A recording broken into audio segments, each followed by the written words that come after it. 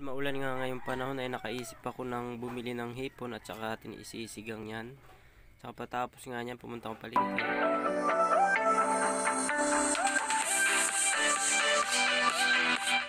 Patapos nga galing na akong palengke, ayan na yung nabili natin hipon dahil mura lang yung kilo, fresh pa yan. Pagkatapos nga niya naglagay ako ng kawali, linagyan ko ng isang basong kutsara o isang basong kutsara tubig, nilagay ko tsaka pinakulo ko lang muna. Lagay ko na yung mga ingredients natin. Una ko yung sibuyas, sunod naman yung kamatis, at saka naglagay din pala ako dyan ng buong paminta.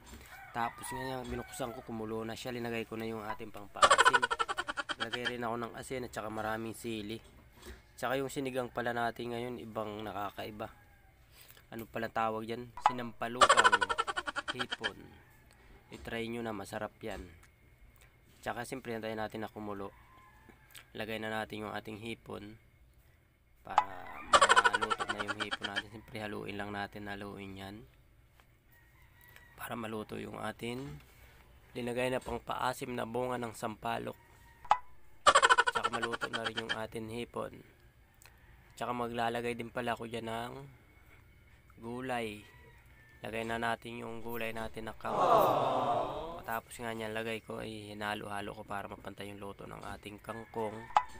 Saka gusto ko naman sa kangkong yun hindi masyado lata siya. Basta lata, yun na yun. Gusto ko yung medyo half cook lang na pagkain mo parang may tumutunog. Ayaw ko yung medyo lata naman na lata talaga. Tapos nga niyan haluin lang natin, haluin. Tsaka nagpapasalamat rin pala ako sa mga followers ko na walang sawa follow.